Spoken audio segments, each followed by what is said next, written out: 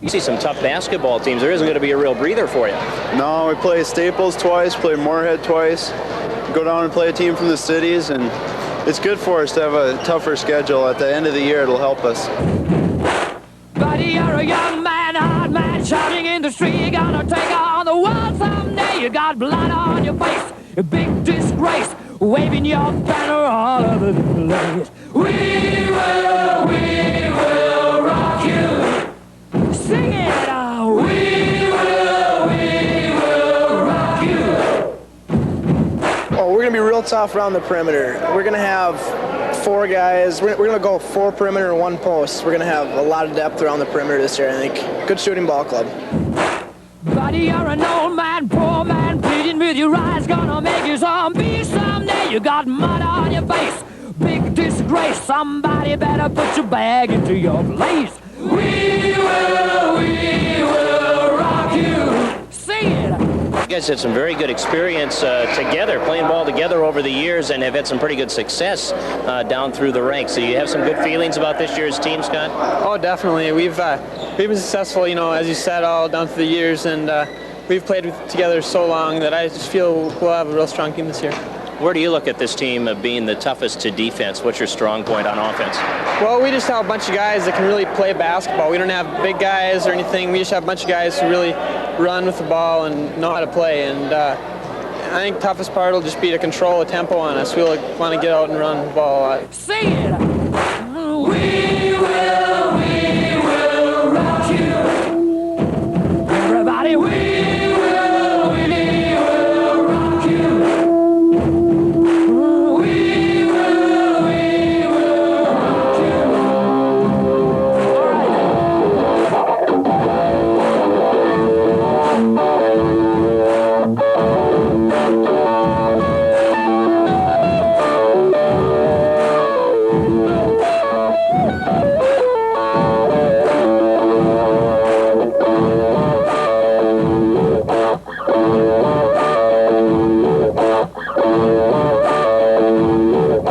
Let's talk about this team just for a minute, about the success they've had on the way up and how that may affect them this year. Even though we've talked about the lack of size and the 4-guard offense, the way it seems, the 4 guard players, 4 shooters that you have out there, and then the big guy in Kevin Pearson.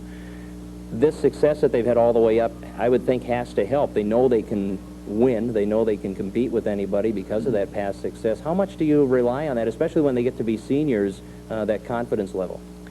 Well, you know, as a B team, when they were sophomores, I think the record was 17-2. They only had 2 losses. One of those was to the Wheaton team that we play Friday night, and the other one was to Moorhead. And so they're used to success, and I think you just draw on that mentally. You say, you know, look, you've come through the ranks, and you've had good success. We haven't grown a lot since we were 9th and 10th graders, and so some other teams have surpassed us that way, but that's an obstacle we're just going to have to overcome. You're playing basketball on a different level, which of course they have to understand too. This is varsity basketball. It's more intense, and you just can't go out there and rely on past laurels either. You have to maintain your intensity. So I think that you can draw on that, though, and once you're used to winning, it's hard to go back to changing your ways in any shape or fashion. So we're confident that the players are going to respond. 70-68. The Otters have a 2-point lead. The ball belongs to the Alexandria Cardinals, who will throw it in from the near side with only 5 seconds to go in this game. The ball will be thrown in. We've got everybody standing, and it's tough to see. Long jump shot is over the hoop. The rebound blocked by Pearson, out of bounds. Cardinals will get it, but the time has run out. No, wait a... Time has run out. I thought the official was holding out 1-1, but he was saying, nope, time has run out in the game, and the Otters have held on to win. 70-68. Went down to the wire. The offensive rebound, the block of the shot by Kevin Pearson, and the Otters pick up a 2-point victory.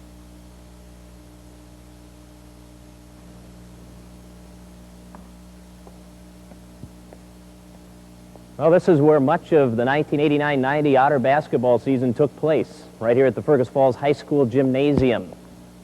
And many special memories were created in this building for basketball fans of all ages. And of course, the Otters had as successful a season as they have had since 1957 when they finished third in the state. 21 victories. And after that Alexandria win, the opening night of the season, even though they were tested by the Cardinals, they fell to Wheaton, a team that Bob Bjorklund mentioned earlier in the program, beat this team when they were B-squatters, one of only 2 losses that they had as sophomores.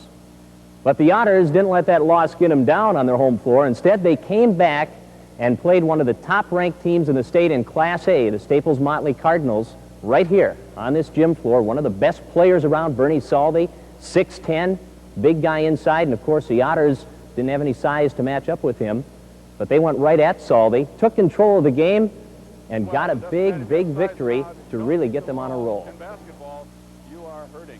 I think as you look at these two teams, with one exception, they're quite even size-wise as you look at the lineup. But that one exception, of course, is Bernie Salty, and at 6'10 and a half, that's really going to be the key to the basketball game, and of course how the Otters approach playing against Mr. Salty. Well, Ryan Beachy threw it away. He was going for the lob to Saldi. I don't even think it was there, and it hit the backboard, and the Otters come up with it. Abramson gives it off to Wall Larson near the free throw line. Wall lost the ball, now gets it back. Baseline feed, and Kirshner on the drive draws a foul, and that's one way to hurt the big man. You go at him and make him commit and hope to get some fouls. Right, and that's another thing you have to decide in this ballgame. If you're the Otters, do you want to go right at Mr. Salty, or is it going to cost you too much in terms of lost scoring opportunities and so forth to try to do that? I think you would want to perhaps go right at him, especially early, to see if you can get 1, 2, or maybe even 3, because then it pays to keep coming after him. If you don't get them early, then you might just have to play your normal game. Right side Beachy, three-point range across the floor. Saldi on Pearson, and a charge on Saldi, and a nice job by Pearson. Well, there's an example of an experienced sophomore. You don't go in there and try and mess around and move and reach up and block and whatever. You concentrate on one thing and you take the charge. Excellent play by Kevin Pearson. And the Otters not only get the ball back, but they get Saldi out of the lineup. As Lynn Peterson says, 3 fouls, Bernie. Well, we're going to let you sit for a while. He may be gone for the rest of the half with that situation. 3:45 to go in the half. The Otters trail 24-22. Danny Sternberg, far side of the floor, works it to the middle on the dribble and gives off to Lance Abramson. Passes it off to Kirshner, driving through 2. Nice feed, and Wall Larson has 2 points. There's that penetration again, and nice penetration. Got the ball into Waugh for the nice easy shot. Steal by Abramson. He's got Sternberg with him. He'll take it himself, and he'll hit it. Another nice move by Lance. We're looking at a timeout here, perhaps, and I think we're going to get one. There it is, a timeout for the Cardinals. The Otters have their biggest lead. They've scored 8 straight to start the second half and lead the Cardinals 38-32. I think Staples has to look to, get good shots, not turn it over in the other end, as you'd obviously like to do in every ball game. But especially down here, they have to play well defensively and not give up any second shot opportunities to the Otters. But they really have to sit down and play defensively and not allow good scoring chances. That'll take care of that. Wow. Barry Cornamone from way downtown, and he hits the three-pointer. Barry can hit him from there. He's got 7 now, and that puts the Otters up by their largest margin. They are up by 14 with 5 minutes and 40 seconds to go in the game. 27 for Sternberg. How about 28, Danny? There it is. Great ball game for Danny. Outstanding. Three-pointer short of everything, and the Otters are victorious, an 18-point victory. Following that victory over the Staples Motley Cardinals, the Otters went on a roll. They won 9 straight, including 3 games in the WAPREC Holiday Basketball Tournament. They captured the title there. And also, they defeated 4 North Sub-Region opponents. They beat Bemidji, Detroit Lakes, Thief River Falls, and Moorhead. And the Moorhead game was an outstanding game for Otter basketball fans. It was close through 3 quarters. Then the Otters poured it on. They outscored the Spuds 30-3 in the 4th quarter. And I don't think anybody could believe the domination they were seeing. 62-47, Otters by 15. Kirshner ahead to the corner. Sternberg wants the jumper, can't get it down. The rebound loose. Wall Larson right underneath. Like we said, Waugh usually gets a couple of those somewhere. This wasn't a flying one, but he was in the right place at the right time. The Otters are really playing well. They're playing confident and getting up and down the floor and doing a super job. And I think this probably has to be a major statement to the Moorhead Spuds from the Otters, just in terms of the confidence they're going to have in their next meeting. I think this is just going to do wonders for the Otters, knowing that they can play with Moorhead in this fashion. And they'll need that going into Moorhead. Any extra edge you can get going on the road to the Moorhead gym. Oh, certainly, but it just helps to feel good about yourself, and that's what you need when you're on the road. Nice feed by Wall Larson. He found Kevin Pearson as he was in traffic, and Wall got him the ball. They're just having their way totally with the Moorhead Spuds right now. Spuds have scored 3 points in this quarter. The Otters have 20. Yeah, they just can't get the ball in the basket. And also offensively, as you watch the two teams, the Otters are more active with all 5 people than Moorhead is. And the Wall's still shooting the ball. Counted for Wall Larson at the baseline, and it's 72-47. The Otters are up by 25, and with 2:24 to go. And from Moorhead's standpoint right now, too, it's just tough to keep your heads up and your chin up and to play intense because you can't get the ball in the basket. You take a few shots that you probably normally wouldn't. And it's just hard to play right now, and things only go from bad to worse. Good hand from the crowd as Kirshner goes out. Now Cornamone goes out. And the Otters will go to the bench. Matt Beck coming in. Judd Shetland is in. Watched her all the way to the hole off the side of the rim. Beck the defensive rebound. They kick it ahead. Sternberg moving into the lane. Challenged. It goes down. And he is fouled. And he will go to the line. And Nicholas Gaida has the foul. And Danny Sternberg has 21 points, and he'll be going for number 22 at the free throw line. With a minute to go in the game, and the Otters up by 29 points. That's unbelievable. Unbelievable. The Otters are really enjoying this right now. They're having a good time, and they're pumped up. And well, they should. They've earned it. It's a key game. They rose to the challenge.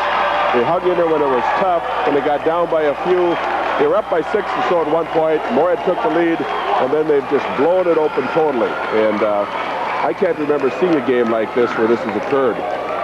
Just an outstanding game all the way around, and Sternberg makes it a 30-point lead for the Otters. The Spuds have scored 3 points in this fourth quarter. The Otters have 27.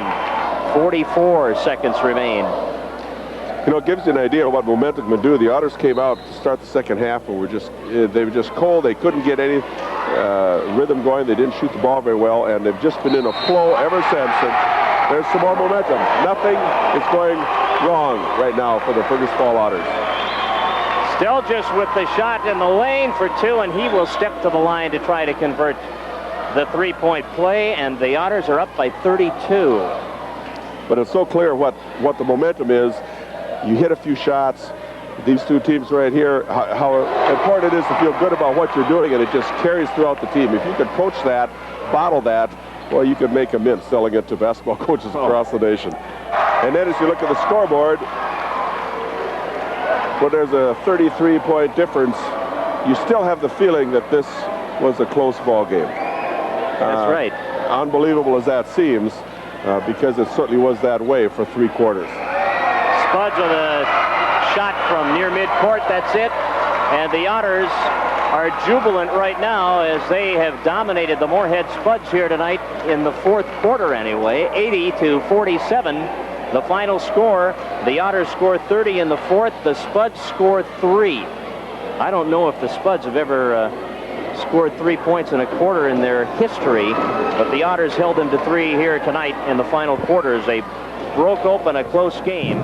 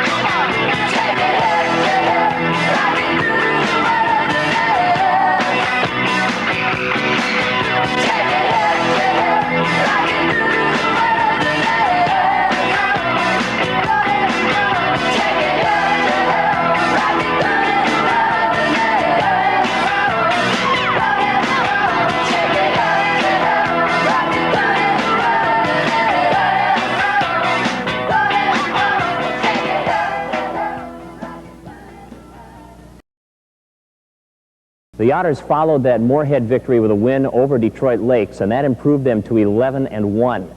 Then they lost to the Staples Martlake Cardinals. The Cardinals, avenging that earlier season loss over in Staples, made it 11-2. Then the Otters went on a winning streak again. They picked up 4 wins in a row. In fact, they won 7 of their last regular season games. The one loss that they suffered after that Staples Motley defeat came at Moorhead. And you might remember that game. It looked like overtime, but the Spuds had 1 second to go in regulation. They heaved the ball from the far end of the court, brought it all the way down to Brock Swanson, and Brock probably was right about here, took the pass and hooked it up in one motion, swished it through, and the Spuds had a regulation victory. That was a tough loss. But I don't think that loss really hurt the Otters, because they got another chance at the Moorhead Spuds in postseason. And for a while, I think Otter fans were a little nervous as to whether or not they would get that chance, because Thief River Falls came in here to the Fergus Falls High School gym, and they gave the Otters all they wanted in the first round of the North Sub-Region playoffs.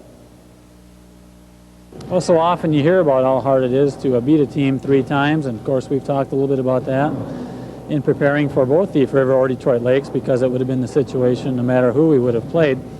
And, you know, you see a team like Wheaton get bumped off by Hancock the other night, and all of a sudden it scares you a little bit, but I think our guys are mentally ready, and we've had good consistency in our effort, and I think that is what's going to take tonight. And the Thief River Falls Prowlers, who were seeded 4th coming into postseason play. Fergus Falls Community College basketball coach Dave Retzloff joins us tonight for the action, and hopefully Dave will be able to be with us throughout the postseason here. How big a difference will it make for Thief River coming in here, number 4, having already played a game in postseason? Retz, is that a big factor, do you think? Well, I think that's helpful. I don't think there's any doubt the first time you go on the floor, you probably have a few jitters, and it's nice to get that out of the way. Nobody wants to play that first game, a playoff, so to speak, but if you can win it, I think it's beneficial. Yet on the other hand, I think the home court advantage is one that you know, the Otters really enjoy, and that would still be an overriding factor, certainly. It has always been a tough place for opposing teams to come in and have success. The Otters have lost only once this year in 8 home games, and that was to a very scrappy Wheaton team early in the year. And the Otters right now are 17-3, and they have won their last 3 ball games since suffering a setback at Moorhead, one of only 3 losses on the year against the Spuds. The Spuds and Bemidji are playing in the other semifinal game up at Bemidji tonight. The Prowlers come in with a record of 10-11, but they're a scary team, Retz, and I think Bob Bjorklund realizes that they have some very capable athletes, especially inside. Yeah, they really are, and when they played here earlier in the season, I was pretty impressed with them, especially their young kids. They have 4 juniors that they're playing, that they're starting. But the thing about those guys now is that they're not juniors anymore. They're seniors, experience-wise. It's a fine line between being a junior and a senior right now. Abramson cutting into the lane, all the way to the hoop. Layup won't drop. Otters have had some good shots here against that matchup zone, but just haven't been able to get them to drop. Swanson pitching it through the lane on the penetration as the Otters forced him deep, and now Balmer will can it from 3. And Thief River really hasn't come in with any tournament jitters. They probably lost them the last time around, and they're very confident, and the start they've gotten sure doesn't hurt their chances. Prowlers are up by 10, equaling their biggest lead of the game at 30-20 with 5:55 to go, 3rd quarter. And they pass the ball in. Here's Sternberg at the top of the key for 3, and he got it. Big basket for Danny Sternberg. The Otters were right in the midst of another slow start, the way they started the first half, and that was a big 3-pointer for the Otters. And a steal by Pearson at midcourt. Kevin back to Sternberg. He'll shoot it again, and 3 more. Big 3-pointer. Add a big or 2 to that one. All of a sudden, it's a 4-point game at 30-26. Boy, you love that 3-point shot, don't you, in that case? If you're shooting it, yes. But that's what the Otters need, is someone to just pick them up on their back and carry them. And Danny Sternberg did for a couple of shots there. Now is the opportunity to probably do a little more damage. Well, Danny missed some shots in the first half that he normally doesn't miss. Maybe a little tight coming in, but he looks a lot more confident now. And sometimes you expect the good shooters to hit them all, which isn't really fair. There's a steal by Sternberg. He'll set it up now back to Pearson at the top. Get it right back to him. Here he is, Sternberg, right side. Balmer comes out to deny his outside shot. Go to your hot hand. Abramson shuffles it into the lane. Kirschner in traffic, gets the foul, and will go to the line for 2.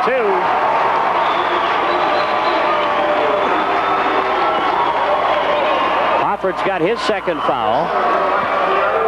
Scott Kirschner has his only 2 points of the night from the free throw line.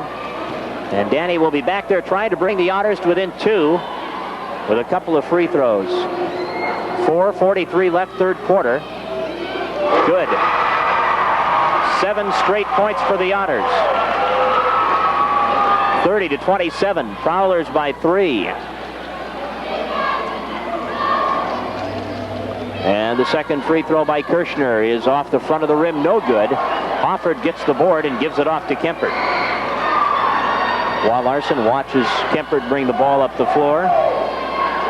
Pulls up the dribble, looks right side to Swanson. 4.5 to go in the third. Swanson will shoot the 3. That's short. And we're going to have a rebounding foul inside, and it's going to be on Ballmer. And we're going to have Ballmer now with 3 fouls, and Tom Hunt doesn't like that a bit. They wanted a call for moving underneath, and you know, you'd like to see that one on the replay again, and that sure is the big break for the Otters in terms of getting Ballmer his 3rd foul, and that's one player that the Prowlers really can't do without. Otters down by 3. Sternberg driving in, nice feed inside to Wall. Larson, who gets it down. Wall's got his first bucket, and it's a 1-point ball game, 30-29. Kempert, good pressure. Pass ahead, Hofford over the line to Ballmer. Right wing, Ballmer brings it across to Swanson. He'll shoot the 3. In and out. The rebound to Kirschner, who gets it ahead to Sternberg. Otters for the lead with Sternberg for 2. Got to find Danny Sternberg right now, and every time in the transition. Lance Abramson missed his last opportunity at the line. He is 2 out of 3 on the night and does have 6 points.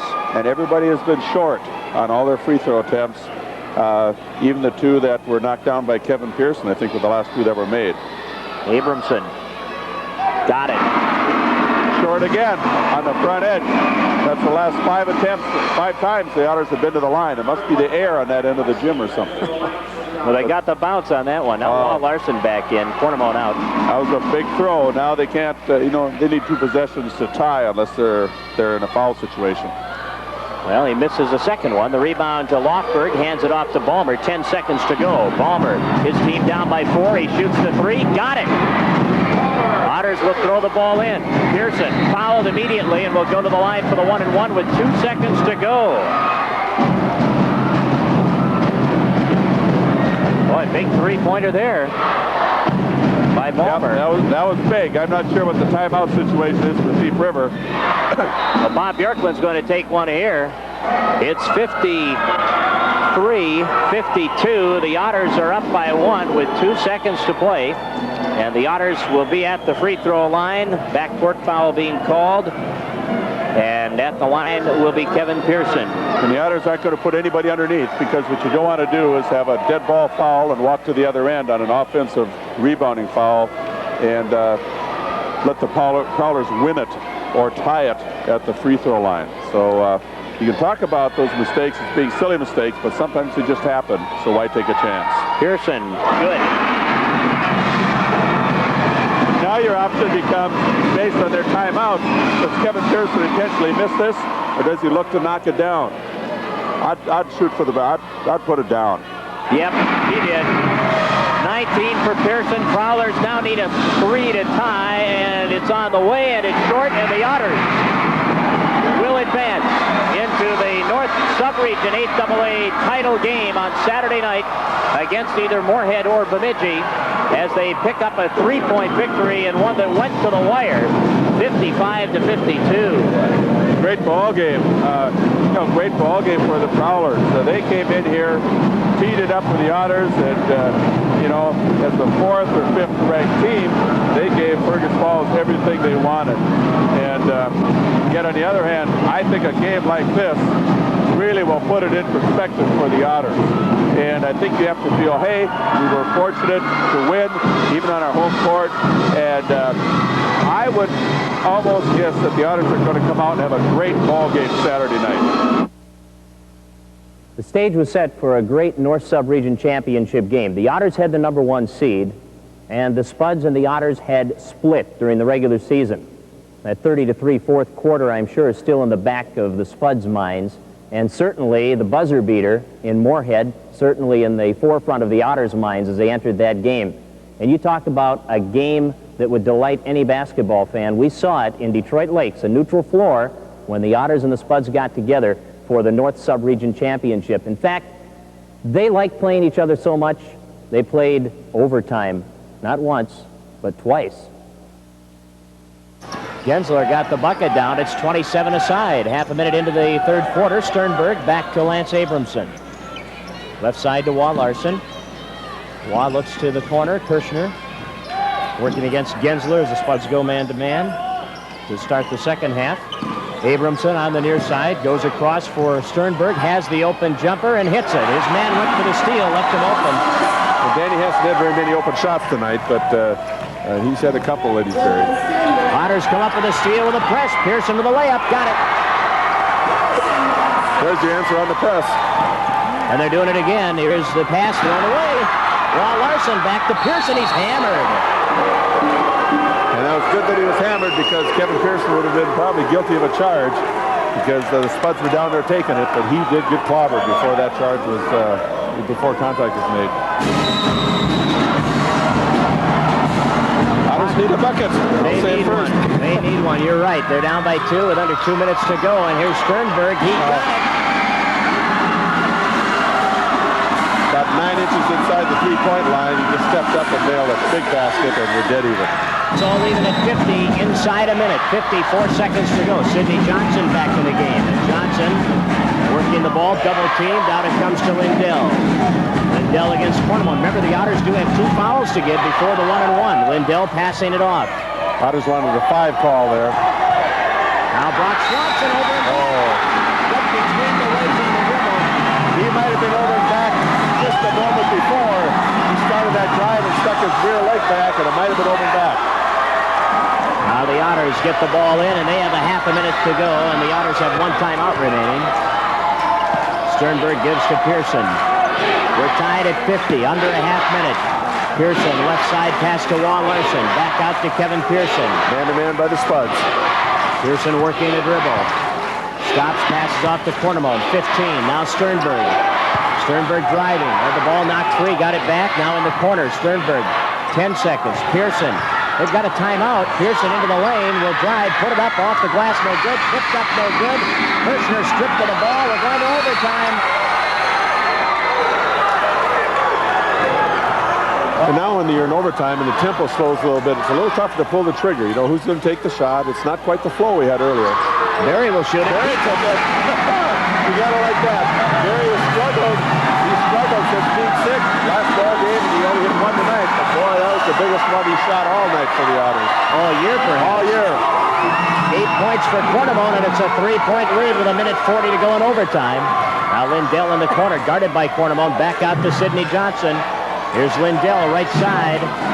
Comes back to Brock Swanson. Now Sidney Johnson. Otters really defending that 3-point perimeter. Moorhead hasn't stuck it inside yet. That's what they like to do, stick it in and come back out with it. Lindell to Johnson. He'll high arching. That shot was 2.5 feet beyond the 3-point line on the right side. That was nearly an NBA three. And it almost brought rain. That was high arching shot. 53-53 in overtime. Outside shot won't fall. Rebound tip. Spuds get it. We've got a backcourt foul on Pearson, but that's all right. That's only the 3rd. That's not a bad foul going after the ball down there. 59 seconds left. The Otters are going to use a timeout here. 53-53. 10 seconds to go in overtime. What kind of a play do you diagram here, Coach? Well, you know, whatever you've worked on, whatever your philosophy is on penetration, too, that's certainly a factor. It might be tempting to go to Kevin Pearson on the inside. He'll shoot the free throws well, see if he gets a foul. Sometimes think that in this case, the officials may be a little more prone to call that inside foul also. Pearson will throw it in from the side. Pass comes to Sternberg. At the top, Sternberg free throw line, forces his way up, off the rim, rebound attempt, up, no good, off the heel, and we will go to double overtime. Danny Sternberg with 2 chances, but it wouldn't fall. The lane pump fake got his man up. Leaned in, had it short, got it back on the offensive board, kicked it up. Another tough shot, high off the board. Didn't quite come down in the middle of the rim. Otters keep possession.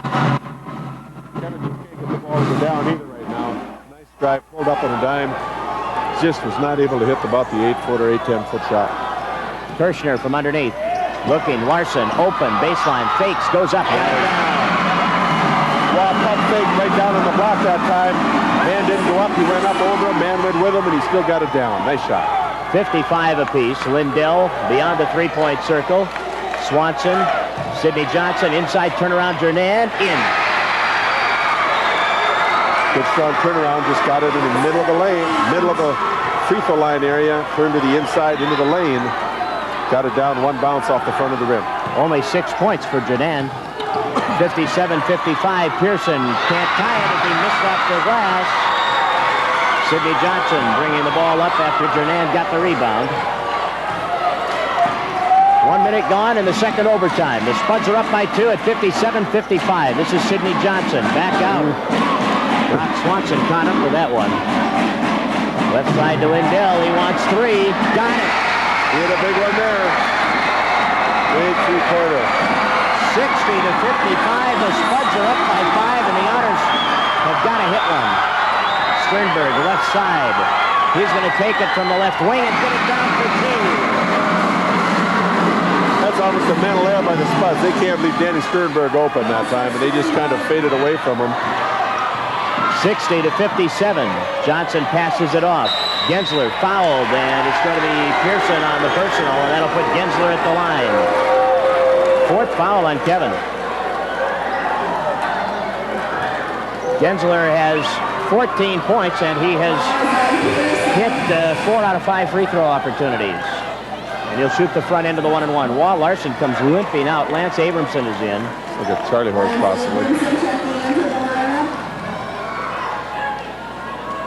A minute 21 remaining in the second overtime. It is 60-57 in favor of the Spuds. A big 3 by Jeremy Lindell, along with a couple of big free throws by Lindell. And a big free throw here by Gensler. Off the heel and rebounded by Sternberg. The ball is in the Otters' hands. They trail by 3. Lance Abramson stops the dribble, hits Sternberg, right side. Danny holding the ball, needs some help. Abramson comes over, works it into the lane, passes off. Cornimone, 3-pointer. Yes! Oh, ball in there. Lance Abramson set that up with penetration down the middle. Barry's camped over on his left side where he likes to be, and he put it up, just ball over the rim. By Cornimone. Barry on the break. The layup is good. Sidney got picked. Sidney got picked that time in the midcourt area. And the Otters have a 2-point lead with 42 seconds to go. Cornimone has sparked the Otters with 8 overtime points, including 2 3-pointers. The Otters, just a moment ago, they were down 60-55. Yeah, and Barry took that shot on the left side, like you say. He kind of camps over there, floating around. Like it's his home spot in the forest over there. And Lance got him the ball, and he was there. His shot just slid over the front edge of the rim. I mean, it was there, but it didn't, it didn't clear by much. And then the Spuds greedy weren't concentrating too much as they came up over midcourt quickly, and Barry just picked it.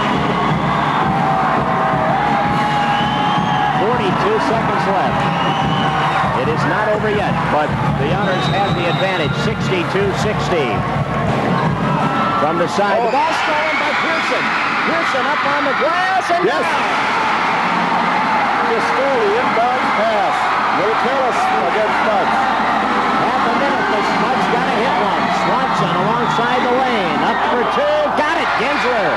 Timeout, Moorhead. Good move. They went right to the inside. They don't have to have the 3 because they needed 2 possessions anyway. Now you got to get the ball inbound safely, as the Moorhead Spuds have found out twice in this stretch here. They weren't able to do it, and then it'll be a free throw contest. Spuds got the bucket, took the timeout. The Otters face pressure on the inbounds. Cornimone, bounce pass, Sternberg falls down, keeps the dribble going. Now hemmed in, gets it off to Cornimone, up the left side, Abramson. Abramson over the line, Sidney Johnson fouls him.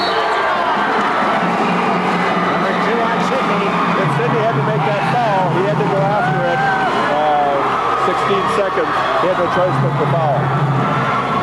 Well, Lance can pretty much ice this one. Through the fourth quarter in the overtime, the Otters had 9 points, and in less than 3 minutes they've scored 11 in the second overtime.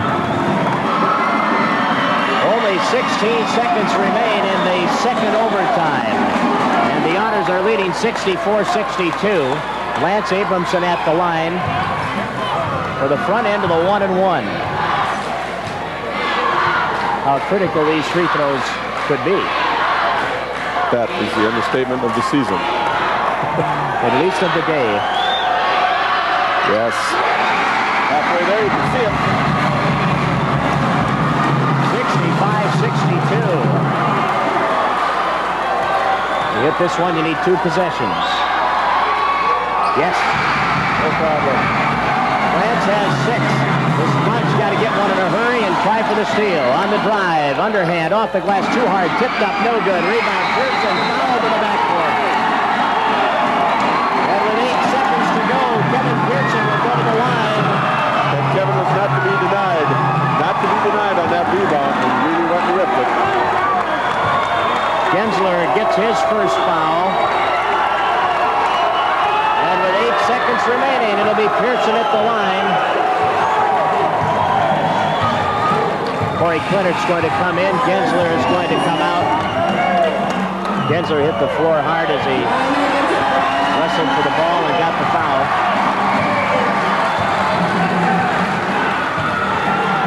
Well, the Otters were down 60-55.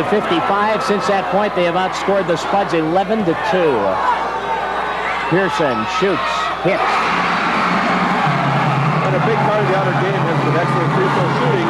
And once they got to that bonus and had the lead a little bit, you knew the foul situation was going to occur. And they've risen to the challenge again and nail them from the line. Looks like we're going to St. Cloud. He misses the second one, but it's a 5-point lead with 5 to go. Here's the 3-pointer on the way. In and out, no good. Rebound, tipped on the ball game is over. Great win for the Otters. Great win. Courageous win. They really gutted it out. A 14-point second half. 67-62, the final score as the Otters defeat the Spuds by 5. The blue ribbons around the necks and the championship plaque in the North Division of Region 8AA given to the Otters. Presented by Don Kostelecki. Yeah, you can probably hear them.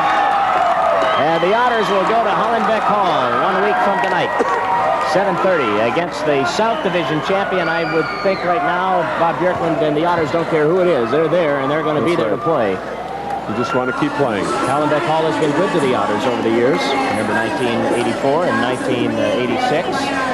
Well, you get to a position, you know, where you're 1 game away from the big tourney. You know, you're just 1 game, and anything can happen. Your chances are as good as anyone else. Very balanced north half. It's a very balanced region from everything we've heard. So, you know the Otters are going to be aggressive and play hard, and they have a good shot.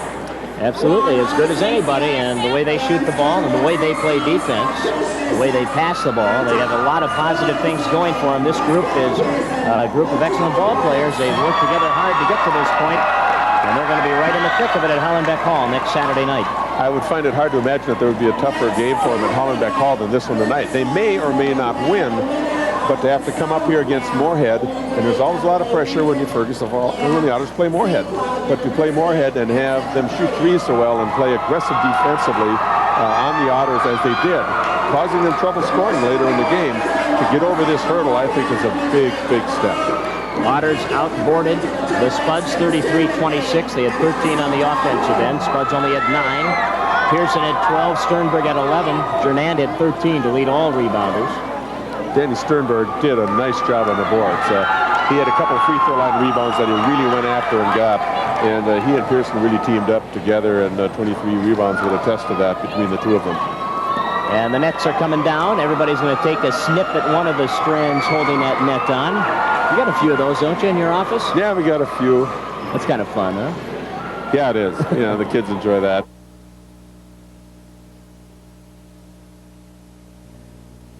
Following that emotional title game victory over the Moorhead Spuds, the Otters had to gear up to face a Brainerd Warrior team that had had an up-and-down season, but they had put it together at playoff time, were playing well. They lost a couple of key players because of some rules violations during the year. The Otters went to St. Cloud's Hollenbeck Hall to take on Brainerd for the Region 8 AA Championship. And it was really not the best of weather during the week prior to that. The Otter coaches wanted to scout Brainerd, so they drove to St. Cloud in near blizzard conditions. They had a vehicle with a blade on the front of it. They were determined, Bob Bjorklund, Steve Atchison, and Roger Olson, on getting a full scouting report on who their competition was going to be for the Region 8 AA title game.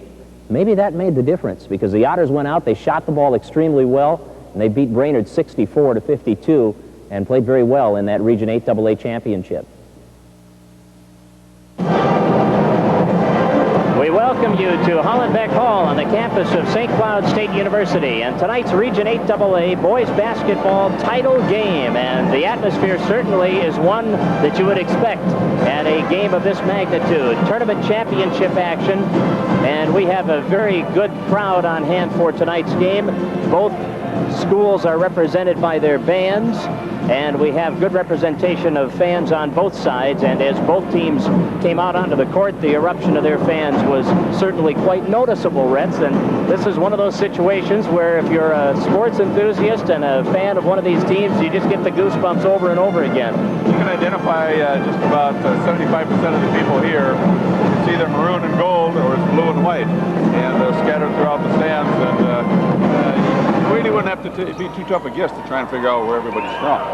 Hollenbeck Hall is the place where the Otters won region titles in 1984 and 1986, but it is also the place where the Brainerd Warriors captured their South Division title the other night. They played their semifinal game here. Does that make a difference right now? Well, I like the idea of having experience playing on this floor, and they played on this floor probably more than once, if I'm not mistaken. Right. Probably several times.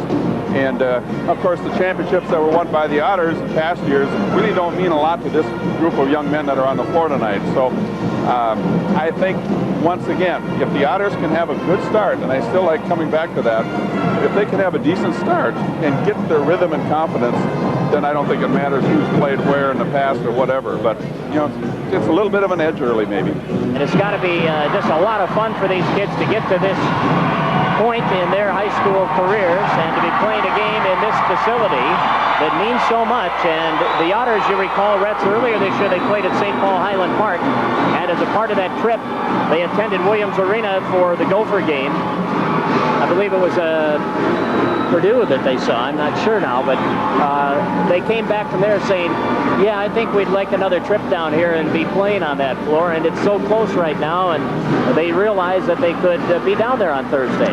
So close they could taste it practically. And, you know, thinking back to my high school days, we were down there when that old barn was just packed and filled, one class. And the noise, you think it was falling down from the upper balcony. It was literally scary if you were in there the first time. What a thrill it is just, you know, to go down and play in that facility.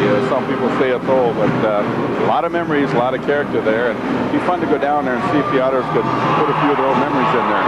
Absolutely. And then, of course, on to the St. Paul Civic Center for days 2 and 3. And hopefully the Otters will get a chance to live that excitement next Thursday through Saturday. The winner of this game will play the Region 6 AA champion, and that is Bloomington Jefferson, as they defeated Minnetonka earlier today by 4 points. Warriors with the ball. Pekarich knocks it inside, stripped away, and Pearson comes up with it. Good defensive job that time. Warriors have a two-guard front, and they run a little cut that's like the flex on the baseline. Just a little slashing move off the pick. Otters defended it well. Sternberg for 3, in and out. Walt Larson goes high to get the rebound and dribbles it back out. Gives to Danny Sternberg. Big rebound by the guard. Now knocked away from Pearson, who recovers it and then passes off to Kirshner, and he resets to Walt Larson. Left side, Pearson poked away, gets it back. Now Pearson driving in, dishing off. Sternberg will set and shoot the 3 again. That's off the heel and then straight down. That's what you need. That made Danny 0 for 2, but you get a roll like that, you're going to feel good about it. That was good to see. 9-9. Wall Larson takes the ball, gives to Cornamone at the point. 2 minutes to go. Here's Kirschner. First quarter action from Hollenbeck Hall. Kirschner kicks it inside. Pearson off the glass, got it down, and the Otters get the lead back. Yeah, you want to get it to Kevin Pearson there, one-on-one. If they could isolate that, they're going to be in good shape. Bob Bjorklund's going to lose a lot this year to graduation. There's one that's way over the hoop. That was a major league air ball. That cleared the hoop by 3 feet, folks. Matt Pekarich from the side, way off. Abramson all the way on the drive, got it. In fact, if that would have hit somebody in the head, it would have killed him. What a nice drive by Lance Abramson. Yeah, it was. And he took advantage of the head being down a little by Brainerd, I think, and just stuck it to him. 24-15. The Otters up by 9.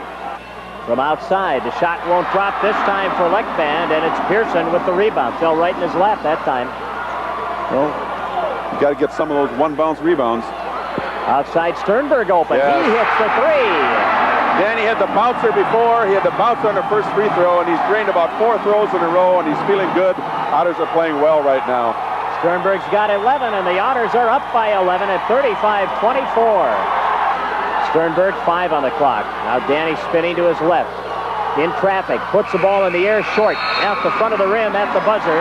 It is halftime at Hollenbeck Hall on the campus of St. Cloud State University.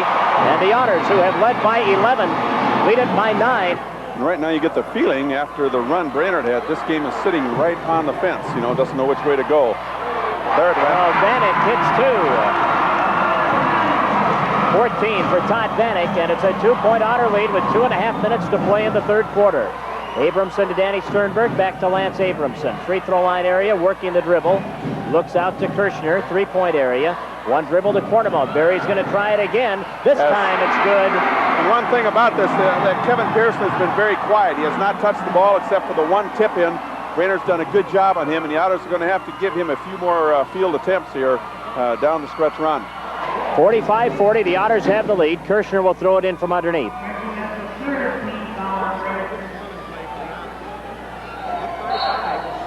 Now the throw to Sternberg, back out to Cornamone. He will shoot the 3. He's got it. We had that one lined up. It was right there, just the distance, and Barry buried it. Sorry about that. Oh, 48-40. Vanek's going to try it at the other end. He No. shoved that one up there. Pearson has it. Nice time for a little run here. Vanek did not have good rhythm on that. He shoved it up. He heard the shot.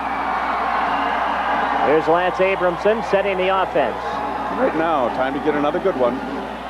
6:20 to go. Otters by 8. Feed to Abramson off his leg. He saves it and gets it out to Pearson. Good little give-and-go attempt there. Just couldn't quite handle it. Here's Sternberg out front for the Otters. Goes to Kirschner in the corner. Drives into the lane all the way to the hoop and a bucket. He got by that first wave that time and took it right to the hole. 8 points for Kirschner. Heitkamp spinning, losing the ball. Loose ball picked up by the Otters.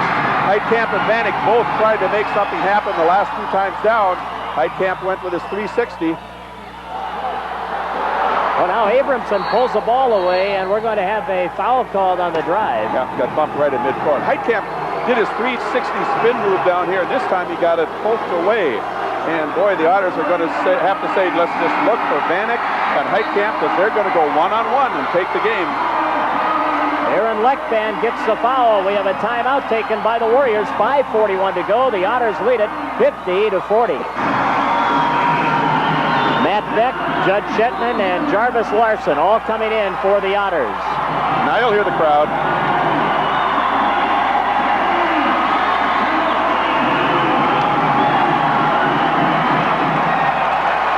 Williams Arena.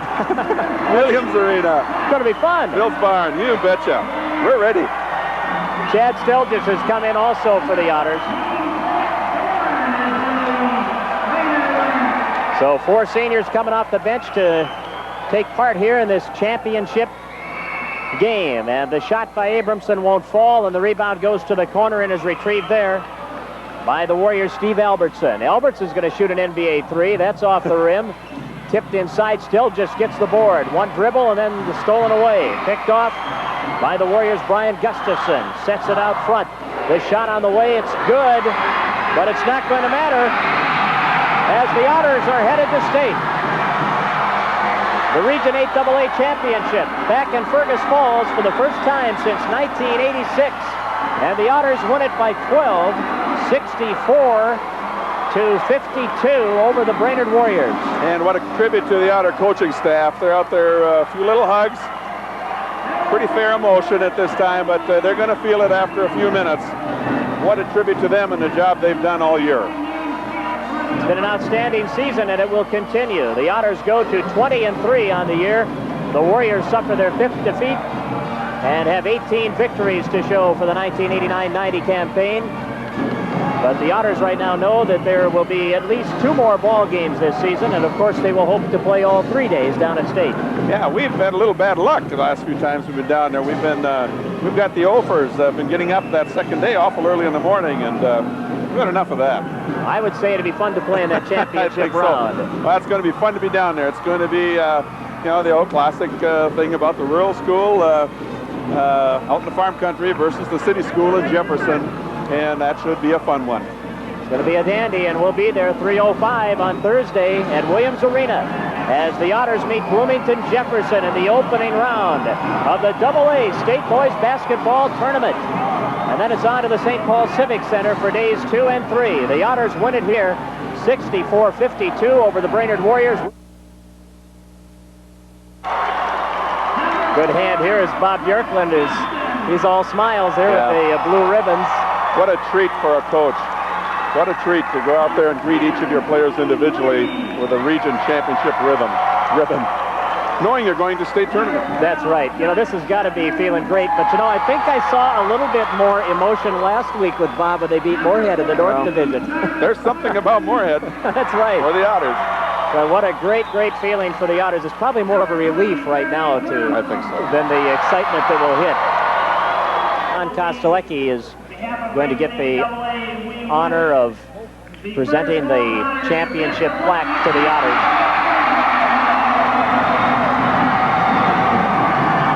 Public address announcer wishing the Otters well at State as Region 8 AA representatives. And now the presentation of that championship plaque. The floor to our left pretty well covered by Otter fans. A lot of them out on the floor. The Otters holding up the number 1, showing off their flag to the fans, as well they should. You share something like that with your fans. Now, this team has worked so hard and spent many hours in the gym since they were just youngsters in the backcourt club program. And this group just loves basketball. There's no doubt about that. You see Kevin Pearson hugging brother Keith across the way. Well, Keith led the Otters to state as a sophomore in '84. And they went back in '86 with Keith as a senior. And now Kevin's probably thinking, I'm going to do the same thing Keith did. We're going to go to state twice, maybe 3 times. Kevin got a hold of Dad Wally over there, too, and a couple of hugs. And the Otters just, you know, you look at them, they're not that impressive size-wise or whatever. If Jefferson is scouting them as they were tonight, but they do so many things well. They rebound well, they are quick, they're aggressive, they shoot well, and they shoot free throws. Boy, they do that. 23 out of 30 tonight. From the free throw line, the Otters hit 44% of their shots from the floor, 37% for the Warriors. They shot the ball well. They won it by 12, 64-52. I don't know if it's ever as sweet as the first one, but the way these kids worked this year, you just got to be tickled tonight. Oh, they hustled you know, the entire game. There wasn't a moment in the game where we had a letdown, and that defensive intensity is just so fun to watch. I think that's why they're, you know, fun to watch from a spectator point of view, and they sure are fun to coach. I know that. You know, we've talked about your free throw shooting all year, and boy, you sure got them in the first half. 13 for 14 from the line, really built up that lead for you and made a big difference in the game. Yeah, I guess in the second half we tailed off a little bit at the line, but we had the nice lead, and so the margin of going down at halftime kept us, or we were able to stay off their run then. You know, they made a nice run right at the beginning of the third quarter, but we had enough of a bulge built up that we seemed to hold them off.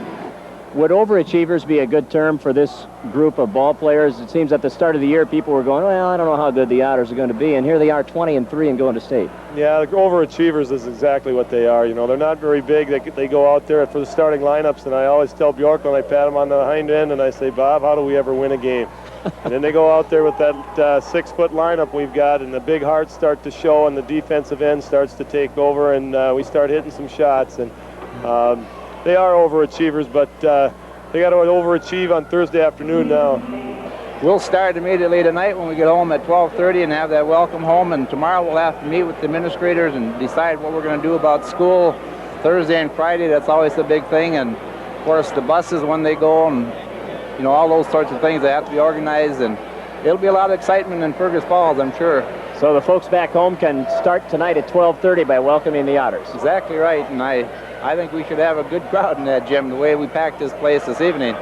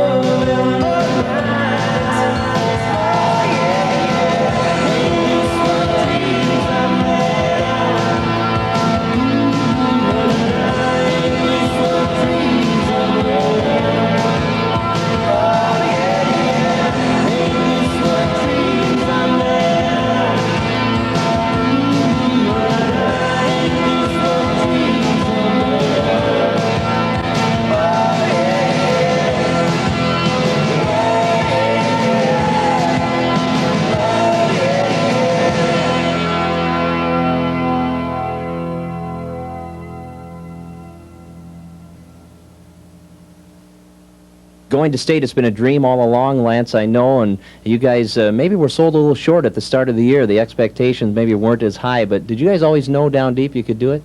Yeah, it was, we had some doubts when we beat Alec the first game by 1 point and then lost our second game, but I think we knew, it just took a while to get together playing as a team, and we knew the whole season we had a good team.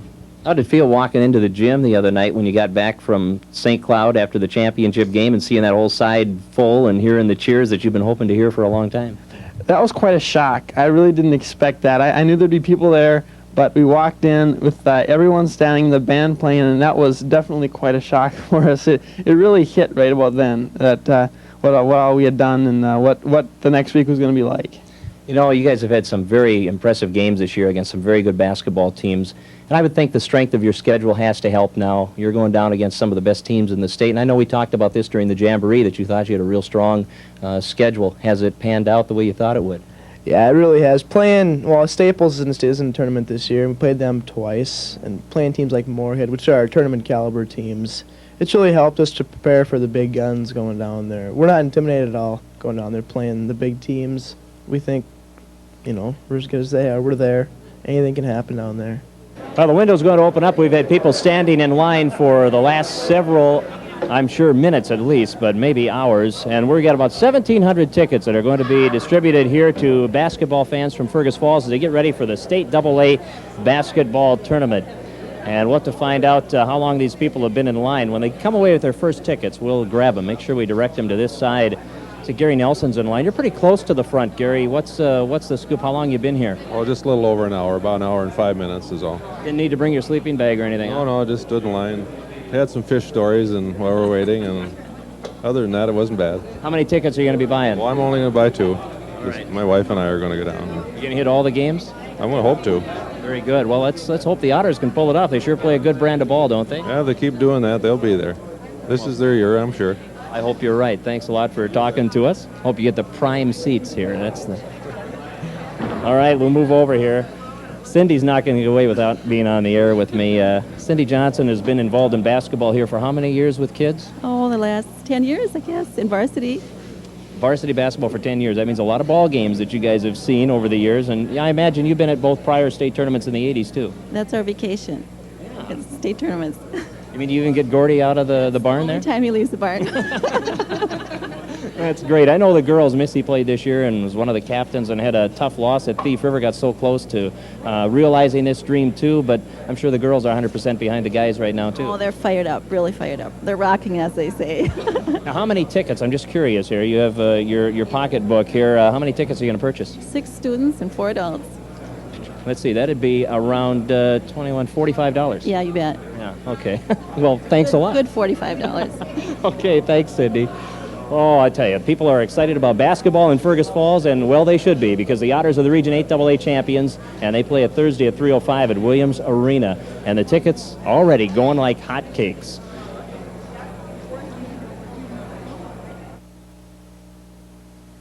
One of the big Otter boosters is Brian Swanson, who himself was an Otter hockey player and knows what tournament time is all about. You got to like what you're seeing from the basketball team, Brian.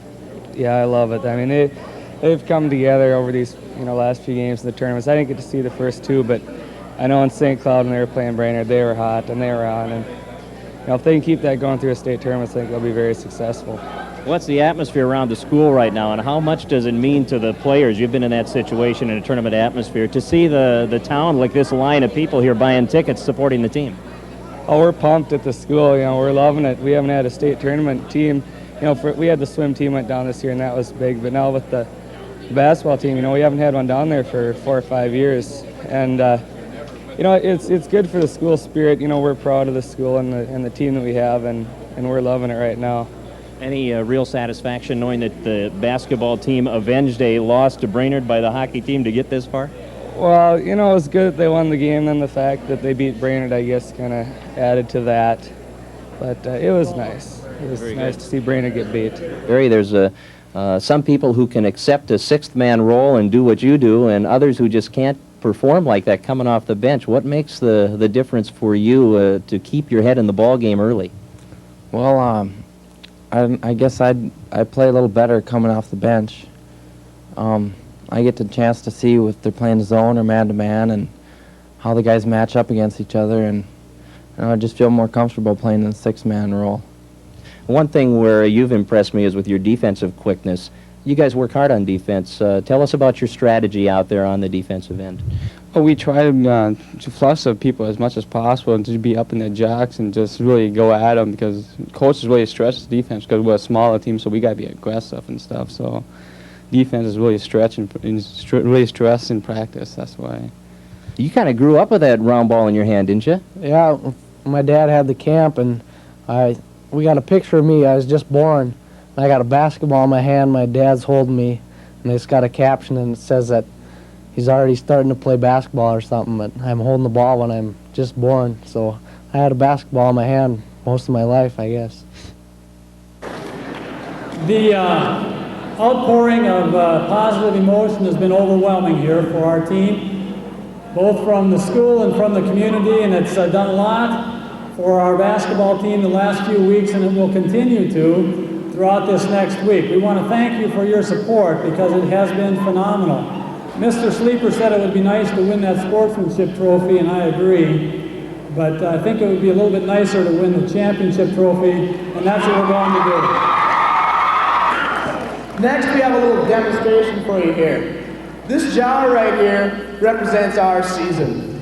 The ping pong ball is the Fergus Falls Otters, and the corn in the jar is all the opponents we have played this year and all the people we have conquered. Right now, through a lot of hard work, a lot of dedication, and through team unity, we're on top right now. We're champions of Region 8 AA.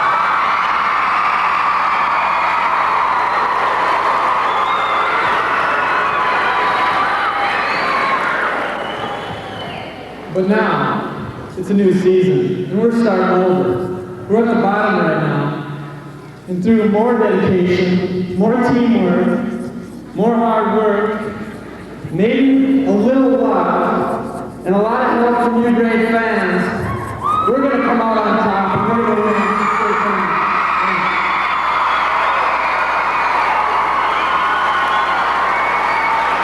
And you guys, I think, were confident all along, Judd, that you could get to this point, and I don't know if a lot of people believed that you could. Did that fire you a little more, the fact that maybe not everybody believed this team could do what you've done? Well, yeah, earlier this year we were picked by Coach Atchison to go 12-10 this year in our school newspaper, but I think that was kind of a joke, and he was being kind of facetious about it all, but it kind of inspired us to try to go out and make it to state, because we all knew we could do it. Did you realize at the start of the year that you had the people that could put it together like this? I knew we did. I don't think the community or, I don't think anybody really thought that we could actually go to state. When we were sophomores, the community saw us. We were 17-2, and they thought, well, these guys have they have a chance. But then they realized that our height, they thought, I don't know. I don't think, these guys will be able to go. But I think after the first half of the season this year, I believed it the whole year, but I think after the first half of the season and the community and everybody around here saw that, we had the potential, then they saw that, and we believed it the whole time. It seems like you guys have a lot of fun out there, as a group. Is this a team that's always gotten along well? Oh yeah, we've played together, they've played together longer, but since 7th grade and I came in 9th, and they really know what each other's doing, and they just have fun. That's the only way you can do it, just have fun out there. We're at the St. Paul Civic Center where the Fergus Falls Otters are going through their practice session in preparation for the AA State Boys Basketball Tournament. We're less than 24 hours away from Game 1 against Bloomington Jefferson.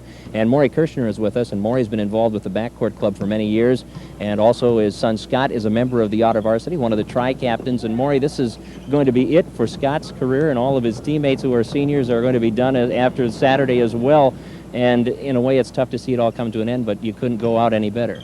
Oh, it sure is going to be difficult to see it all come to an end. We've followed these kids, the parents, going on 7 years now, going back to 5th grade when the bunch first started playing together, and it's been a lot of fun. It's really the same bunch of kids that's been together all this time, so we hate to see it end, but couldn't go out any better. Did you guys, as a group of parents, think at the start of the year that this was a real possibility, knowing these kids and the way they play ball? I think the people that have followed these kids over the years, didn't have any doubts that they could do this. Perhaps some people that have just seen them over the last year or two, but we've seen these kids play like this for many years. And they've got a lot of heart, they play very smart, and they've played the same way, I think, going back to 5th grade. So we had high hopes.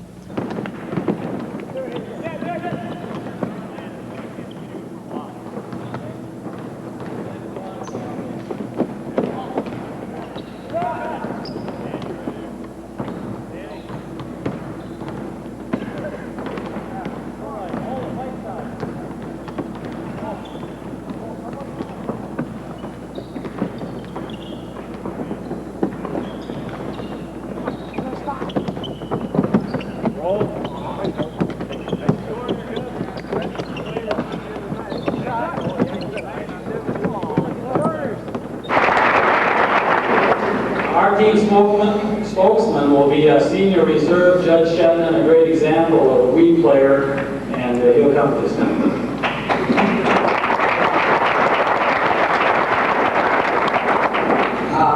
Currently in the year we're 20-3, and we split with a very talented Staples Monthley team this year. And coming through here to get to the state tournament, we've had to play Deep River Falls, Moorhead, and we beat in double overtime, and getting here has been really terrific for us, and we're hoping that we can get a lot accomplished. It's really great for us guys here because we've been playing with each other since we've been in the 3rd and 4th grade, and it's a great way to cap off a senior season. So we'd like to congratulate all the other teams for getting here, and good luck, and may the best teams win. Thank you.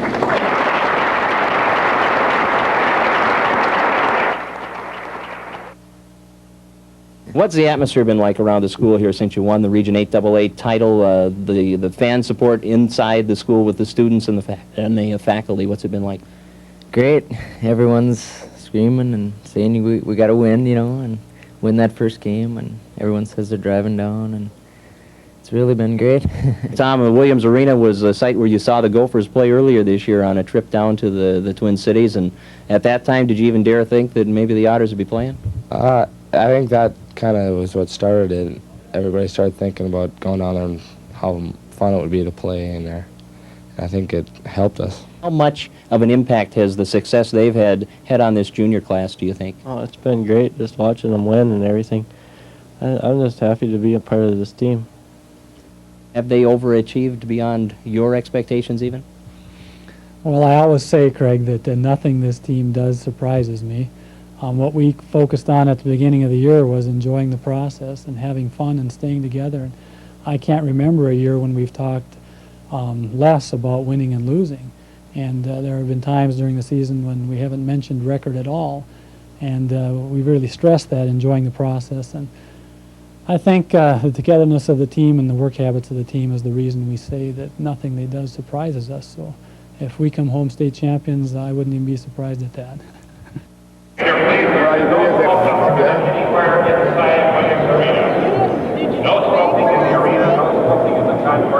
Erin Newman's one of the cheerleaders for the Otter basketball team. You got a bag full of buttons here. Definitely. What are you doing with those? Just giving them away. Something maroon and gold to wear. Now, this has got to be just a dream season for the cheerleaders as well as the guys. Yeah, it's been great. Really exciting the whole year. Tell us a little bit about how the cheerleaders have been preparing to come down to state. How often do you guys get together and go through routines? And do you work up anything new for postseason? Yeah, we do. We try to get new starting lineups, or else we perfect our cheers, you know, perfect the motions and the actions and stuff, or how we speak and yell. And we just decorate the school. Like we were there for 10 hours decorating the school for the state tournaments. How about the school spirit? Can you define what it's been like at Fergus Falls High School? Unbelievably great. I've never seen it better in my whole high school career. It's just the top peak right now. Now, you cheerleaders know these guys as well as anybody. You've gone to school with them all these years. Did you at the start of the year think this was possible? No, I didn't. It was a dream, and we all had it in our hearts that we thought we could, but we never really thought that it could really happen and we'd really be here today. I didn't, at least. Now that they're here, can they win it? I think they can. They've got the PMA to do it, definitely. Well, Erin, thanks for talking to us. Get rid of all your buttons and have fun, okay? See you later. All right. Erin Newman, the Otter cheerleading squad. Keith Pearson was here in 1984 with the Otter basketball team in the state tournament. Kind of bring back some memories, I imagine, especially with Kevin involved. Oh yeah, it really does. It seems like just yesterday now that I come up and look at the floor, and the guys are asking me about, how the court is to play on, and it just seems like I said yesterday, I can remember it seems like the hoops are 9 foot just because the adrenaline's going and you're just ready to play. It's a real exciting place to play basketball, and it's fun to watch here too. That 1984 tournament was really a great one for the Otters. You had Minneapolis North. I think you were right where you wanted them in that second half, and then they went on a run. About a minute and a half was all it took for North to get away from you, but that one, you were pretty close to winning that one. Yeah, we stuck with them for 3.5 quarters, as you said, and it was like a string of 6 points, and they got up by 6, and we just couldn't get back over the hump. No one really expected us to be in the game that long, but it was one of our better games, and we played tough against them, and just down here the teams are so good. One or two breaks in the fourth quarter can make a difference, and that's what happened. You also were fortunate enough to play in 1986 in the state tournament as a senior, so 2 state tournaments out of the Fergus Falls, 5 in their history prior to this one. You got to feel pretty fortunate about that. Yeah, I do feel real fortunate, but the thing is, you can't do it without your other teammates, and I sure was blessed with having good teammates all the way through my 3 years playing. We could have just as well been down here my junior year too, so I mean, it's not 1 or 2 players that do it for you down here, it's a whole team, and I was really fortunate, and so is Kevin now to grew up with a bunch of players that really like to play and have a good time doing it. Now, this team has really accomplished, I think, more than a lot of people ever thought that they could. How about you when you're looking at it from the outside? And of course, how Kevin plays, but you're familiar with some of these seniors, I'm sure. At the start of the year, what were your expectations of this team?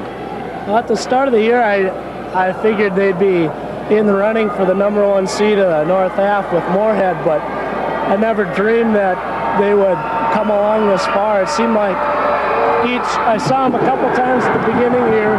Because of all our games, I didn't see them too much in the middle. And then towards the end, when my season was done, I got to see them play every time. And from the beginning of the year to the end of the year, they just made drastic strides as a team. And at the beginning, they would struggle with teams, that weren't their caliber, but they just didn't seem like they're in sync. But right now, they're playing as well as a team can ever play together. And I guess I'm really surprised as that they're down here, but now that I see the way they're playing, they deserve to be down here.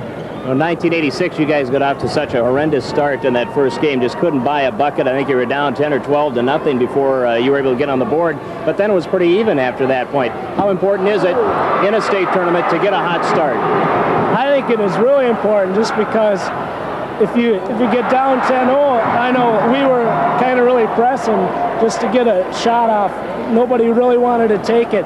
Once a few started dropping, then we were all right. And I think it's real key to get out to an early start. And it's just another game is what it is. And if you start off struggling, it's going to be a long day. You just can't get over the hump. What kind of advice do you give these guys? Is it possible to relax in a situation like this?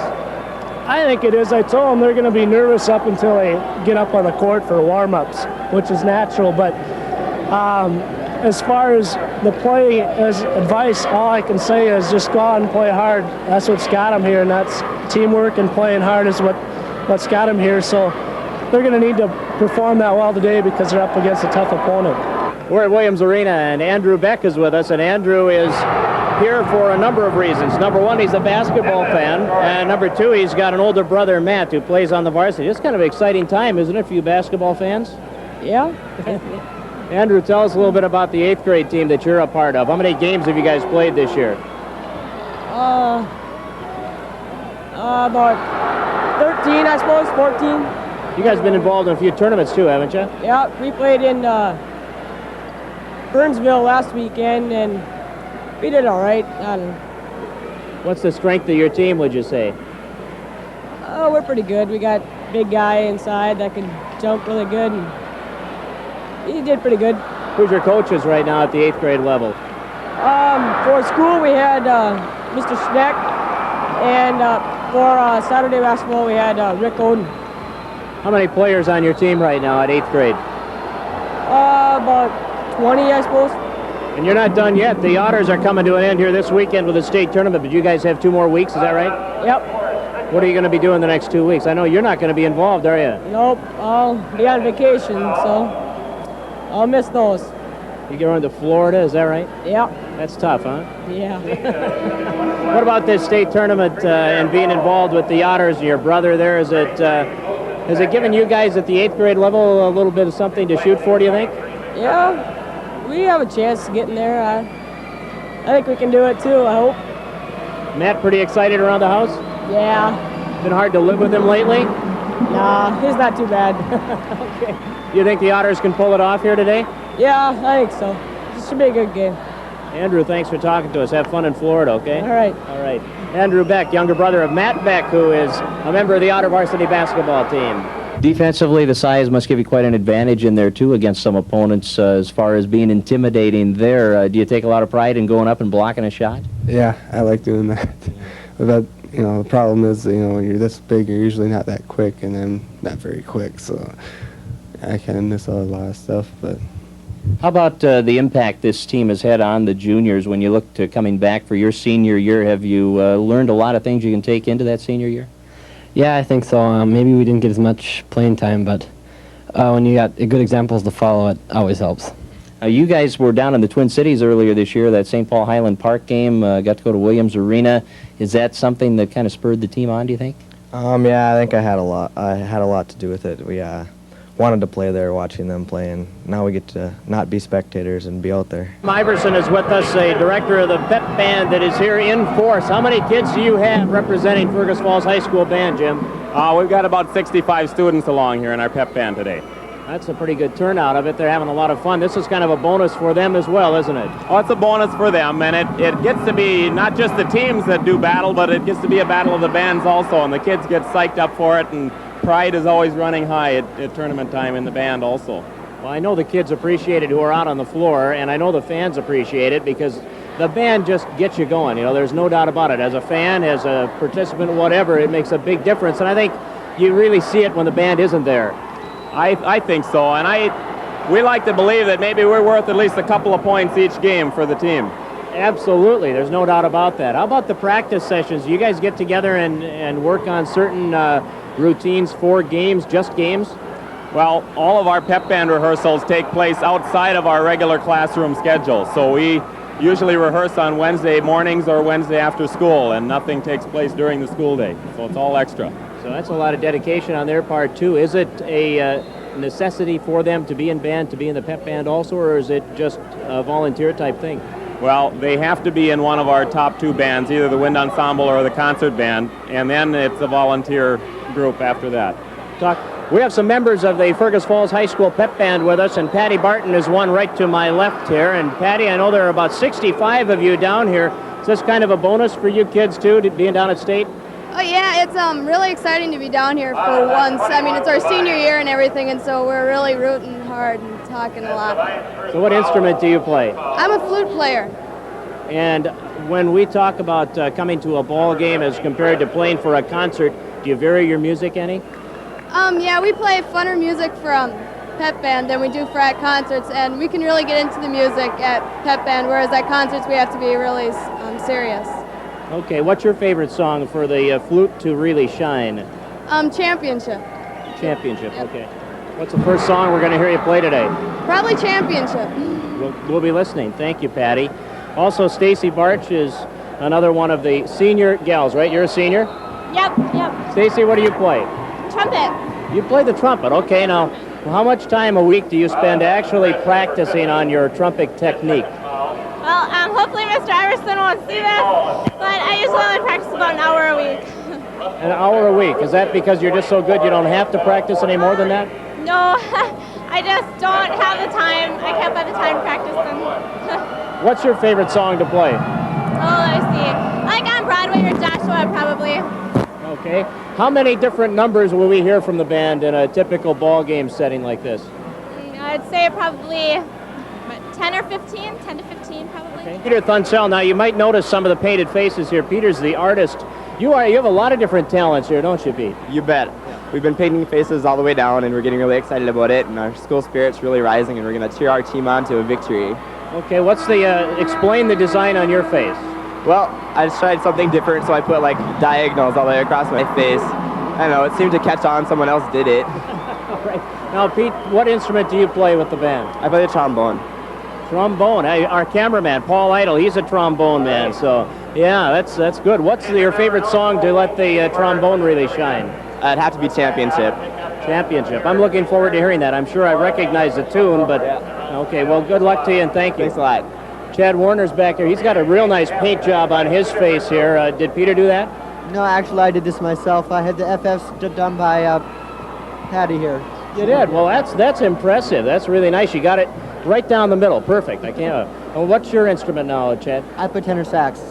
All right. How much? I'm going to ask you the same question I asked Stacy here. How much time do you spend practicing that during the week on the average? An hour, hour and a half a week. It's pretty tough with a lot of things going on, I'm sure, to spend much more than that. Yeah, and I play another instrument, so.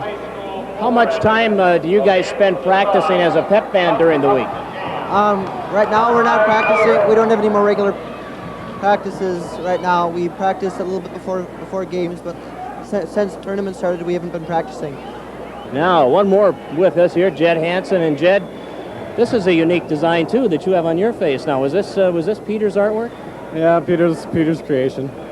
Peter's creation. I like that too. What instrument do you play, Jed? I'm the second tenor sax. Okay, so do you and Chad ever get together and practice together on your own?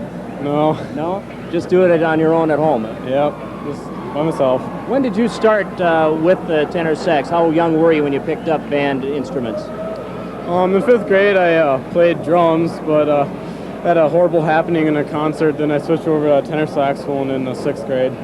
You ever get nervous before a game when you're playing as a pep band, or is it more a tension type atmosphere when you have your own concert coming up? I usually don't get nervous for either, but the pep band's more fun because I pretty much have the music memorized, so it's just fun to go on and have fun. All right, now you guys get to stay down here for the whole tournament, right? Yeah, until we lose, which we're not. All right, that's what I like to hear too, a little confidence there. Thank you, Jed, for visiting with us. Have a good time. All right, thanks. All right, Jed Hansen. We've got 5 band members from the 65 in attendance here at Williams Arena, and hopefully going over to the Civic Center tomorrow for the championship semifinals. They'll be here with the Otters as long as they're playing in the Minnesota AA State Basketball Tournament. Something like this has to just make you really excited too about your senior year and the possibilities there. Yeah, I hope next year we can do it again. What has been your favorite game of this season for the Otters? Well, I suppose it's probably the Moorhead game with all the double overtime. Yeah. It's exciting. Yeah, lots of fun over there. Well, now, when you go down to the state tournament like this, is there increased responsibility for the student manager, or does it become a little more difficult the farther you go? I don't know. There's more because we had to take like both sets of jerseys and responsibility for keeping everything intact.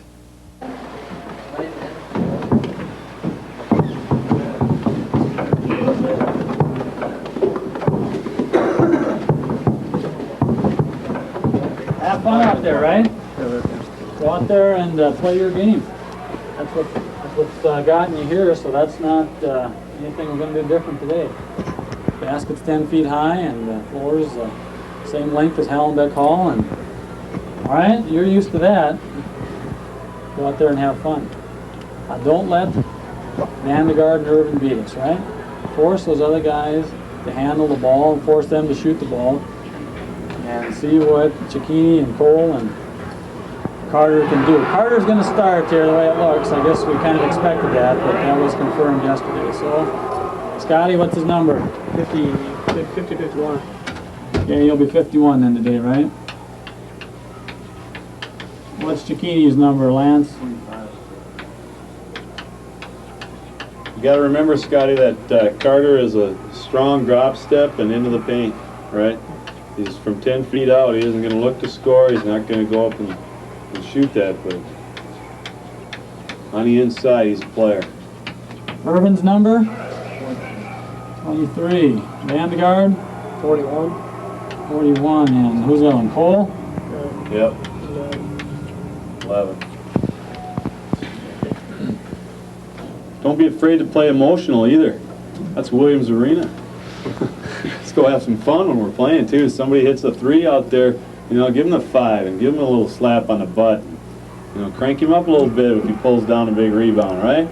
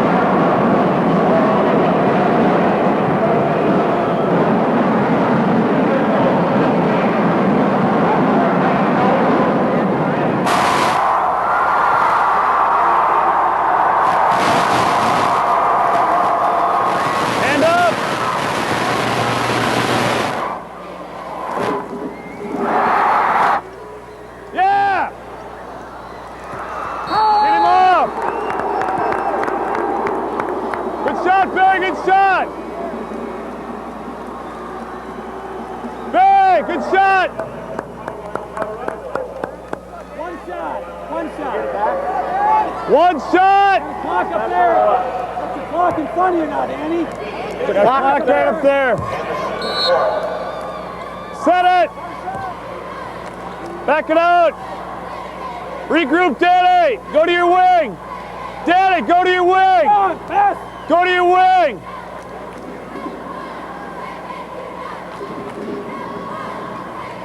What do you want to run when we get there?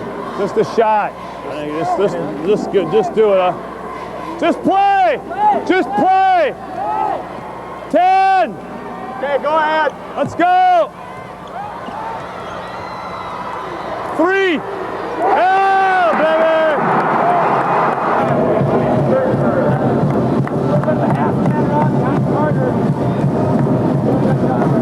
Hey, 11 points on defense. Good job. Good job. Keep it up. Work hard, babe. On the boards, Kevin. Skip now. Kick. Draw the foul. Swing it. Swing it.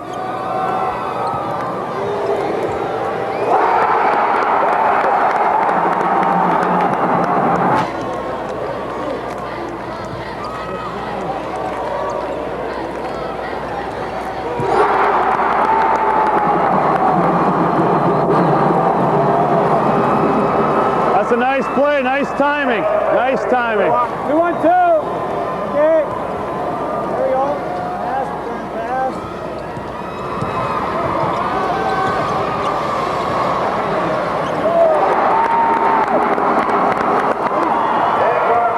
That's good.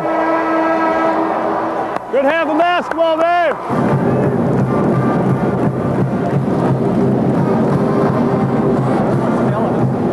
Oh yeah.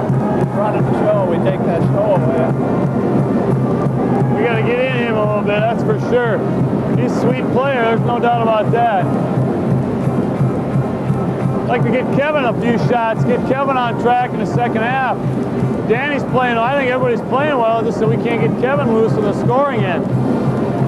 He's got to get some shots to get knocked down for us.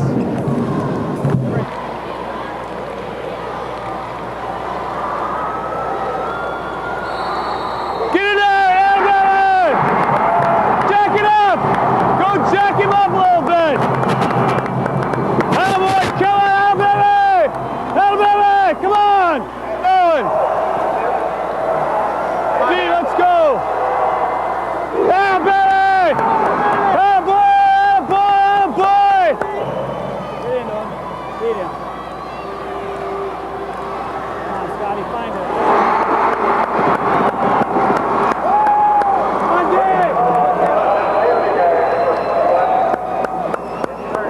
Next time down. Okay, just Gotta have him, boys. Nice and smooth, not too fast.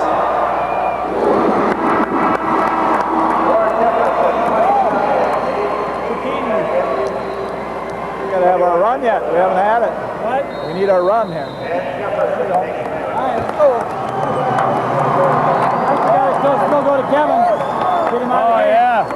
Now. Clear out. Seniors. Nice play, Wall. Get them both down, Danny. 93 in a row.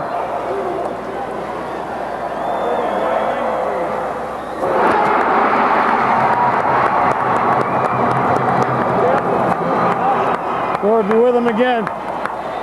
This is for 2 possessions right here. They're going to take a timeout.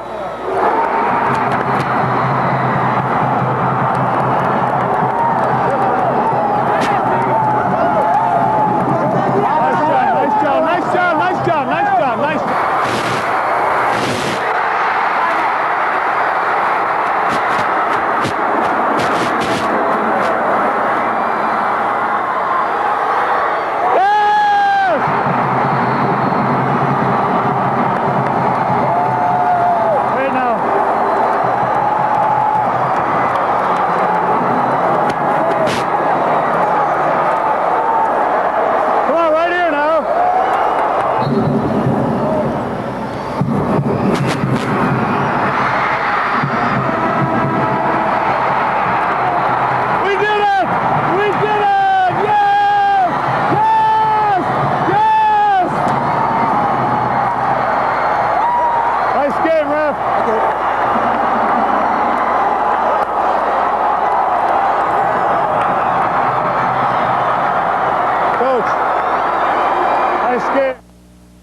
in the championship round, and that first game's a big one. It takes a little bit of the pressure off now, you know, and the kids can relax a little bit more, and hopefully we won't relax too much. Relaxed intensity is what we need.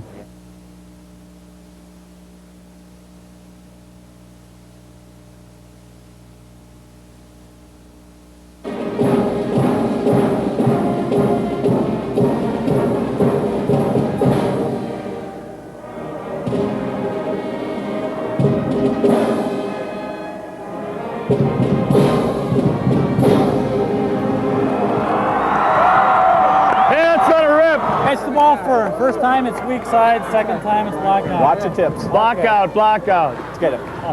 Hustle. Oh, what do you mean? Okay, that's all right. Keep going, boys.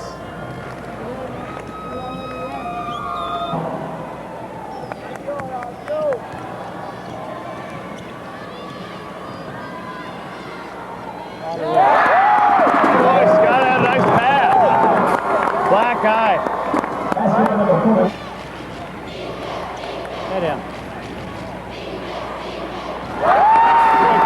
Get on track, baby! Way to get on track! Drop off! That's good! Yeah, I called it! I called it! You got it! Yeah, baby! I call that, baby! All right! Way to go, Danny! Good shot! Good shot! Let's speed on it now. Let's speed on it. Lord's right there now. Shots now. Make them miss a little bit now. In their face, in their face. Come on now. Hustle. A little more contest. Just have Kevin pick that guy in the wing. Pick 32 right there. Get that, Barry.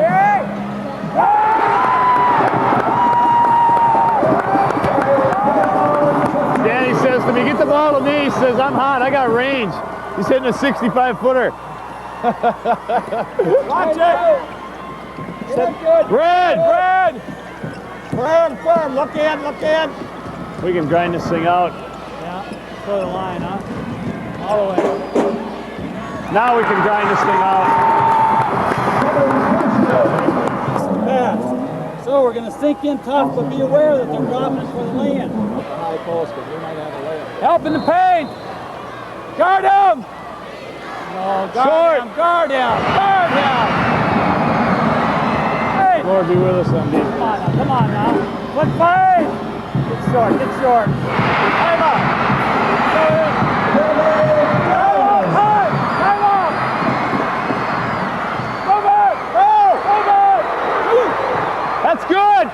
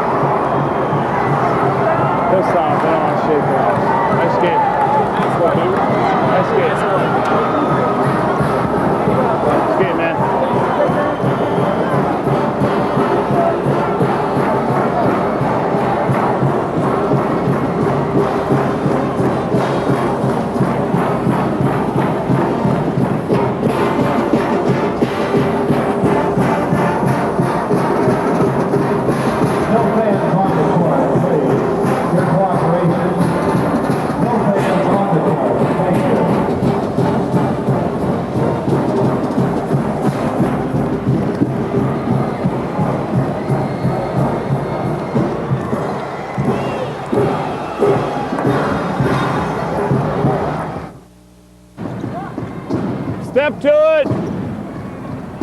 Swing it. Scotty, move. Handy down on the baseline. Baseline will have all the shots he wants, but Keep touching it, Kev. need Barry. Yeah, Barry's got to Gotta go. get a shooter right there. He's on the line. Step in, Waz. Step in a little bit. Attack him. Nice. Attaboy, Barry. Good job. Hey, Barry. Come on, Scotty. Get it there. Attaboy, Kevin. Atta Barry. 33-51. Job. All right, come on. Stay at it.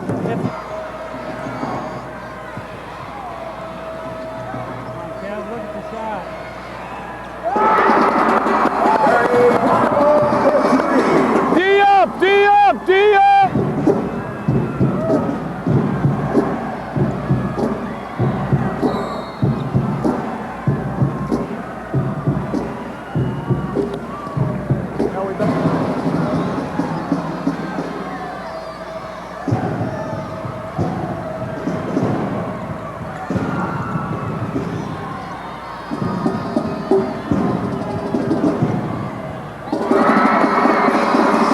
Good call, Scotty, good call. Get them all in. Come on, Wah. Get them all in, yeah. Good job, Wah. Yeah, nuts is right.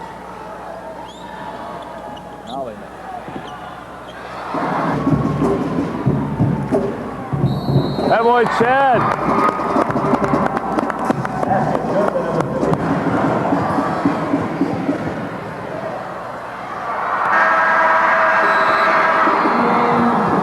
70-60. Good job, you guys.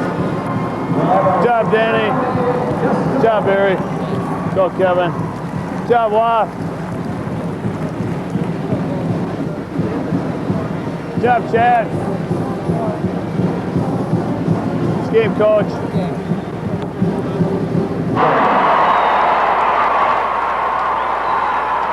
Dan Howard salute the British Hall's team and Coach Bob Bjorklund for an outstanding season. Third place, 1990 NCAA.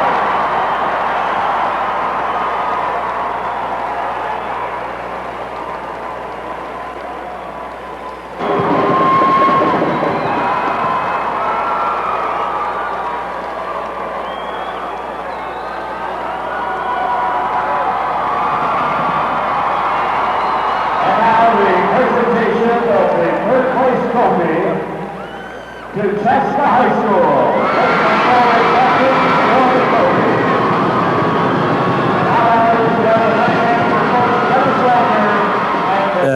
The Thief River Falls game on January 12th was the first game in 17 years that I've been coaching that I haven't been on the sidelines. And for good reason, because I lost my mother that day. And Atch was on the hot seat that night. And I had a chance to come to the locker room after that ball game and say, you know, guys, I listened to this one on the radio, which was only right and fitting. First time I've ever done that. There have been some other times when I probably should have, because I've been I've been awful sick or whatever. But my mom loved the Lord. My mom loved us as boys, and she loved the Otters, and she wrote us in a letter just a few days before she died how she'd planned to be listening to that game against Thief River Falls on January 12th, and she never had the chance to. But that was a great victory celebration that we had at her funeral service, and I think you guys understand what I mean, because we had a lot of great victory celebrations as a team, but I certainly will remember that one during that week. The voting was close, so close we couldn't separate it out. The Otter Spirit Award goes to all 9 seniors. Would you 9 guys come up?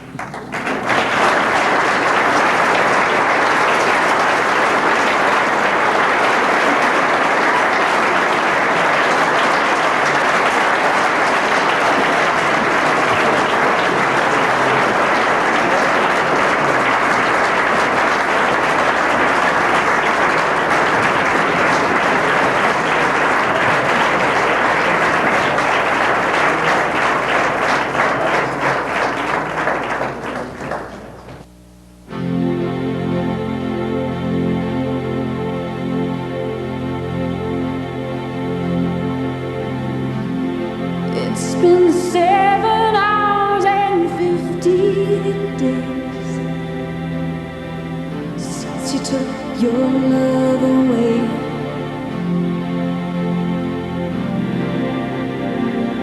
I go out every night and sleep all day since you took your love away.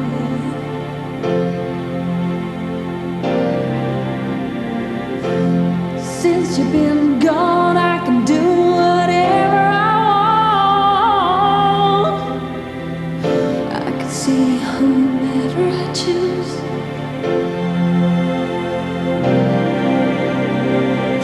I can eat my dinner in a fancy restaurant, but nothing, I said nothing can take away these blues, 'cause nothing compares, nothing compares to you.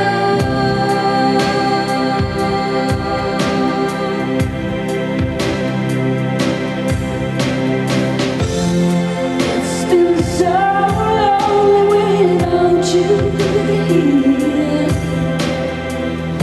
like a bird without a song.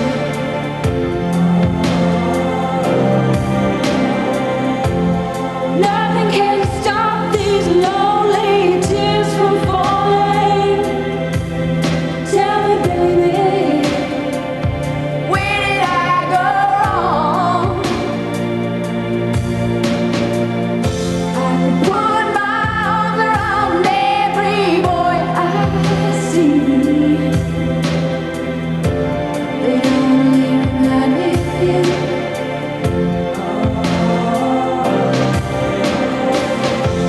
I went to the doctor and guess what he told me?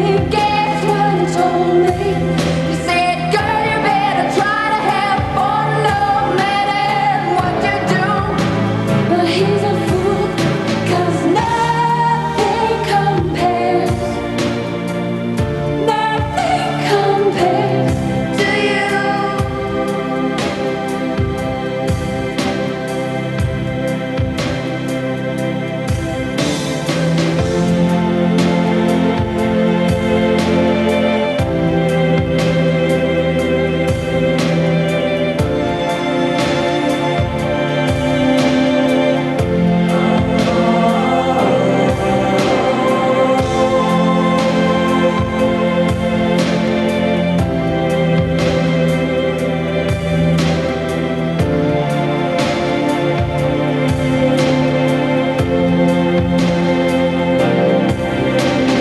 All the flowers that you planted, mama, in the backyard, all died and went away.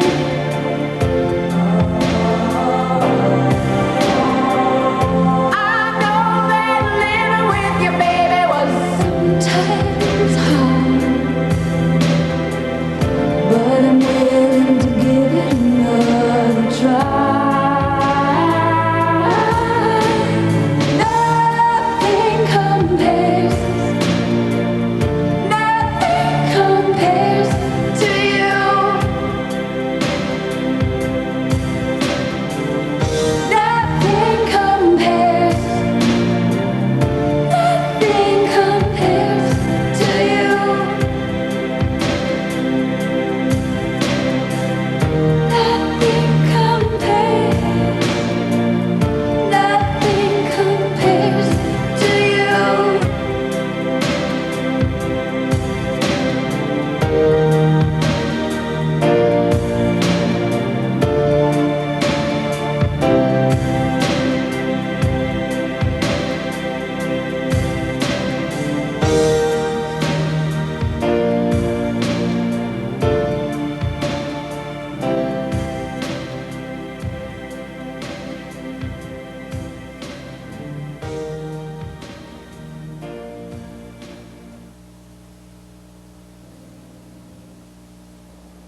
A lot of excitement in this season, a lot of memories created for basketball fans of all ages in Fergus Falls. There's no doubt about it, 1989-90 for the Otter basketball team was a very magical season.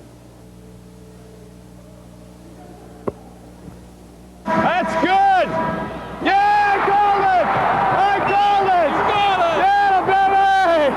Now let's take a look at how that shot really went.